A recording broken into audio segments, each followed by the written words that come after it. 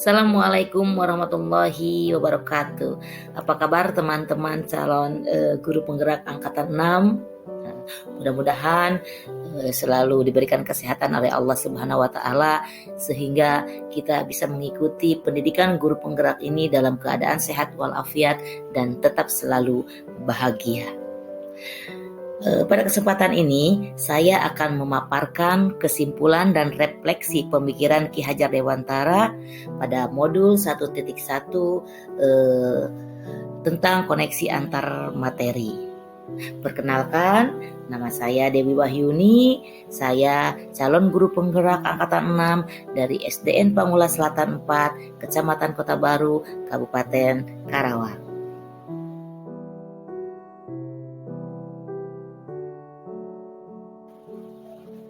Pada kesempatan kali ini, saya akan merefleksi diri saya dengan 3 pertanyaan pemantik berikut ini.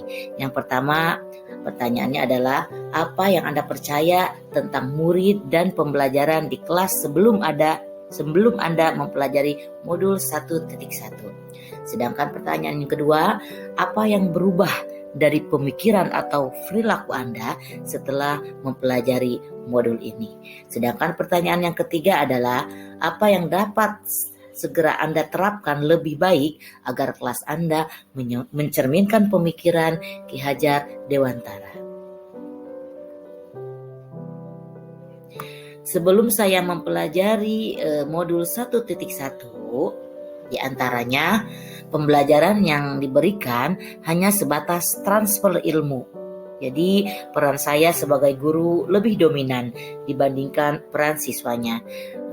Sering disebut teacher center. Jadi kadang saya aktif menjelaskan materi, ya, aktif membimbing anak-anak, ya. Tetapi kadang-kadang juga saya menuntut murid saya untuk menguasai materi ajar yang saya berikan.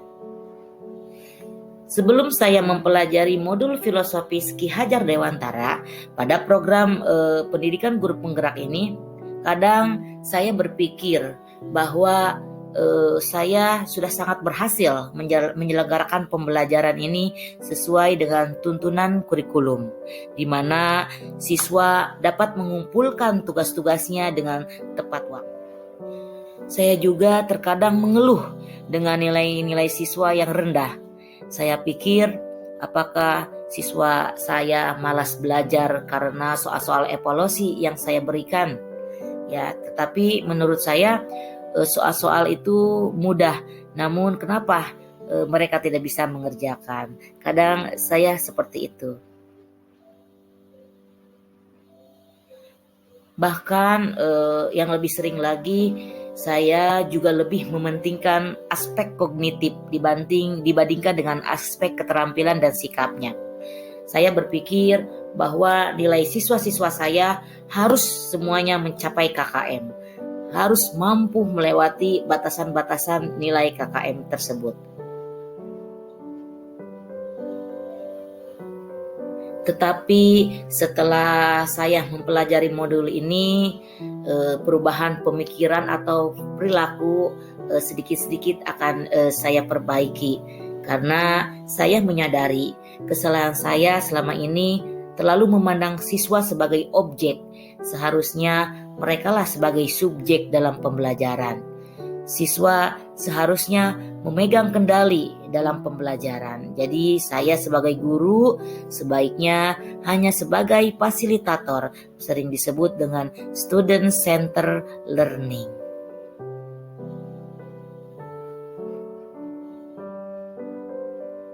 Dan akhirnya saya juga harus memberikan peserta didik kebebasan dalam menyelesaikan setiap tugasnya sesuai dengan minat, bakat, dan kreativitasnya masing-masing. Jadi saya membebaskan peserta didik untuk berimajinasi, untuk berkreativitas sesuai dengan apa yang dia inginkan pada pembelajaran di kelasnya. Karena dunia anak adalah dunia bermain, sehingga pembelajaran di kelas saya harus menyenangkan.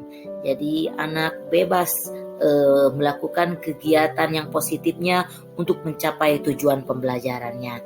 Di situ anak dimerdekakan untuk belajar, maka sistem merdeka belajar itu akan muncul pada kegiatan belajar di kelas saya.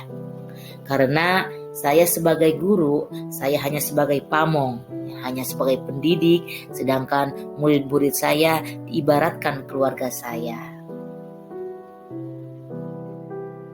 Setelah saya merefleksikan diri saya tentang pemikiran Ki Hajar Dewantara, maka yang segera saya terapkan agar kelas lebih baik dalam mencerminkan pemikiran Ki Hajar Dewantara di antaranya. Yang pertama, saya harus merancang pembelajaran yang menyenangkan. Dan yang kedua, saya harus menjadi fasilitator, saya harus menjadi motivator sekaligus inspirator bagi siswa-siswi saya. Yang ketiga, saya juga harus menerapkan pembelajaran berbasis kearifan lokal dan budaya di daerah setempatnya.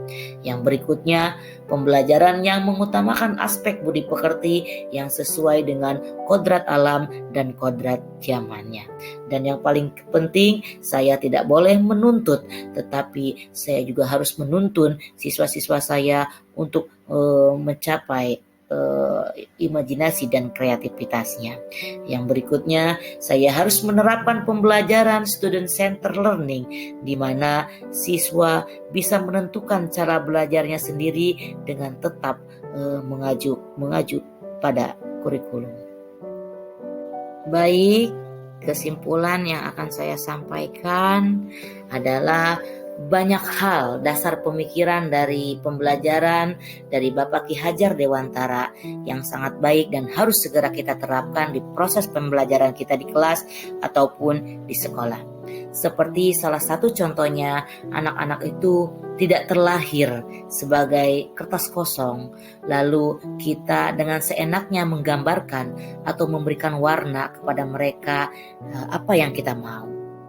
Pada dasarnya anak-anak itu sudah mempunyai garis samar-samar.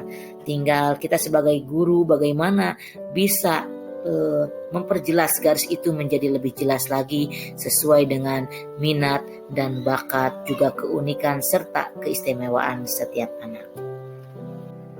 Lalu pendidikan itu bukan hanya untuk menuntut ilmu saja, tetapi kita juga harus memberikan suri tauladan yang baik dan menuntun mereka untuk memiliki profil pelajar Pancasila yang berbudi pekerti yang baik, seperti kata Ki Hajar Dewantara bahwa pendidikan itu sejatinya adalah memuliakan anak.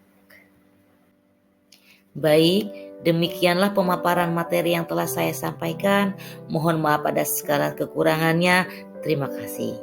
Salam bahagia, salam belajar, salam guru penggerak, guru bergerak Indonesia maju. Wassalamualaikum warahmatullahi wabarakatuh.